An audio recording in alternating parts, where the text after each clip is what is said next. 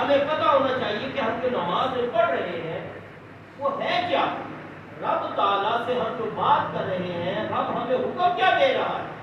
الحمدللہ رب العالمین، تمام تعریفیں تیرے لیے ہیں. تو وہ جہانوں کا رب ہے، الرحمن الرحیم، تو رحمان بھی ہے، رحیم بھی ہے.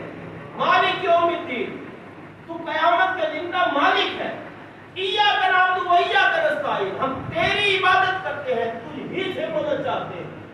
اہدنا الصراط المستقیم، ہمیں سیدھے راستے پر چلا. صراط الذین انعمت علیہم، ان لوگوں کا راستہ جن پر تیرا انعام ہوا. غیر المغضوب علیہم ولا الضالین، نہ کہ ان لوگوں کا راستہ جن سے تو ناراض ہوا، جن پر تیرا غضب ہوا، جو گمراہ ہو گئے. یہ سورۃ فاتحہ کا ترجمہ ہے. کم سے کم جب ہم نماز پڑھیں تو ہمیں معلوم ہونا چاہیے ہم پڑھ کیا رہے ہیں. آج جو ہم فحش و برائی سے نہیں رکتے، اس کا مطلب یہ ہے کہ ہمیں پتہ ہی نہیں ہے کہ ہم نماز میں پڑھ کیا رہے ہیں. جب ہمیں پتہ ہی نہیں ہوگا تو ہم برائی اور فحاشی سے کیسے رک سکتے؟ ہماری نماز میں وہ تسلسل نہیں رہا، وہ کیوں نہیں رہا؟ ہمیں پتہ ہی نہیں کہ ہم نماز میں کرتے کیا ہیں. ہماری نماز میں وہ ذوق نہیں رہا، وہ لذت نہیں رہی.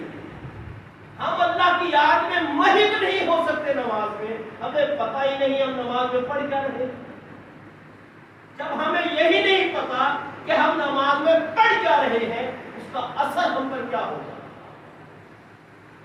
اس کا اثر ہم پر کیا ہوگا. آج سوشل میڈیا کا دور ہے، موبائل ہمارے ہاتھوں میں.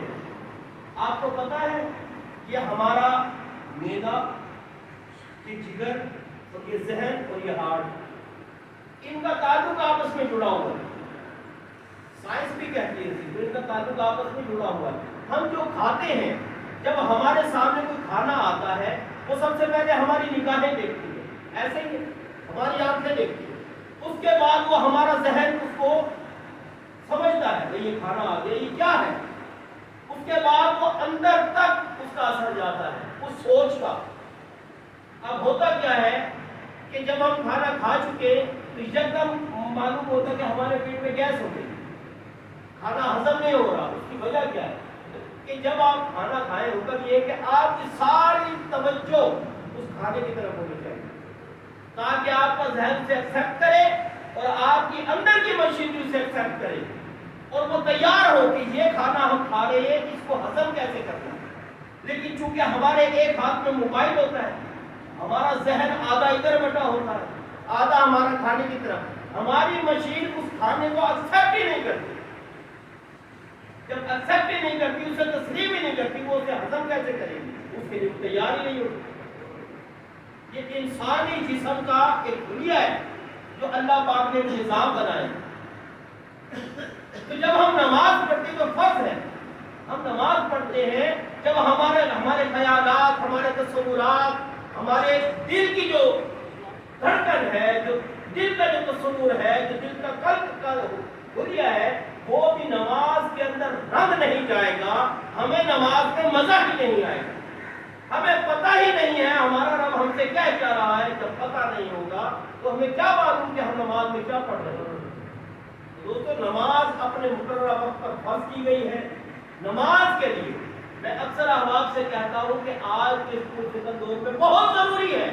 جیسے تمہیں روزی کمانا ضروری ہے، جیسے تمہیں اولاد پالنا ضروری ہے، جیسے دنیا کے معاملات ایک دوسرے کے ساتھ طے کرنے، ڈیل کرنی ضروری ہے، اسی طریقے سے آج ہر گھر میں ہر فرد اپنے اوپر یہ ضروری کر دے، زیادہ نہیں، روزانہ ایک صفحہ قرآن کا ترجمے کے ساتھ پڑھیں.